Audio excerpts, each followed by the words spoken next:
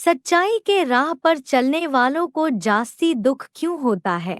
सच्चाई पे चलने वाले दुखी क्यों होते हैं? सच्चाई पे चलने वाले झूठे क्यों हो जाते हैं? दुखी क्यों होते हैं?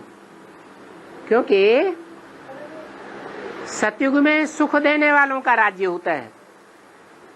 यथा राजा तथा प्रजा।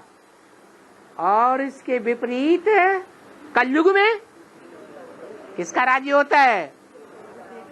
दुख देने वालों का राज्य होता है, राक्षसों का राज्य होता है। तो यथा राजा तथा प्रजा, वो राक्षस खुद भी दुखी होते हैं और उनकी सारी प्रजा भी दुखी होती है। अभी रावण राज्य है या राम राज्य है? तो रावण राज्य में सब रोने वाले हैं या हंसने वाले हैं? और ज्यादा कौन रोते हैं? ज्यादा जो पुराने होंगी आत्माएं वो रोएंगी, या जो नई नई आत्माएं उतर रही हैं वो रोने वाली हैं? पुरानी आत्माएं ज्यादा रोएंगी। इसमें बाप कुछ नहीं कर सकता कि बाप आया हुआ है।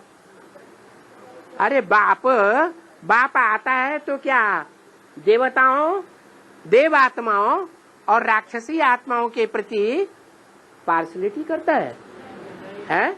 वो तो चाहता है जो राक्षस हैं वो भी क्या बन जाए? वो भी पावन बन जाए।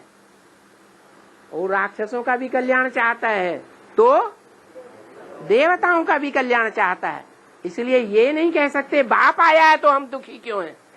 अरे वो तो गीता में भी लिखा हुआ है, नादत्ते कस्यचित् पापम ना सुकृतम विभो।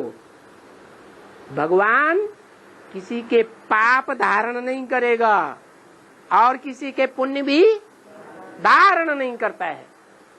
अपने अपने पाप और पुण्य पूर्व जन्मों के कौन भुगतेगा? है जिसने किए हैं उसी को भोगना पड़ेगा। हाँ, भविष्य की जन्मों की प्राप्ति के लिए बाप आया हुआ। तो बहुत ज्ञानियों को ये गलतफहमी बैठी हुई है। क्या? अरे हम भगवान के बच्चे बने, भगवान बाप आया हुआ है तो हम इतने दुखी क्यों हैं? अरे भगवान के होने पर भी हम इतनी दुखी हैं, ये तो सत्यानाशी की बात हो गई। अब तो हम खुदकशी कर लेंगे। अरे बाप रे, इसको कहेंगे अज्ञान है? बाबा रास्ता बताते हैं, याद का रास्ता बताते, ज्ञान का भी योग का भी। हाँ, तो इसलिए बाबा बोलते हैं अभी मैं सुख भी नहीं देता हूँ, दुख भी नहीं देता, पर बाबा रास्ता बताते हैं, याद करो तो सुखी होगा। देता लेता नहीं, पाप और पुण्य नहीं लेता देता है।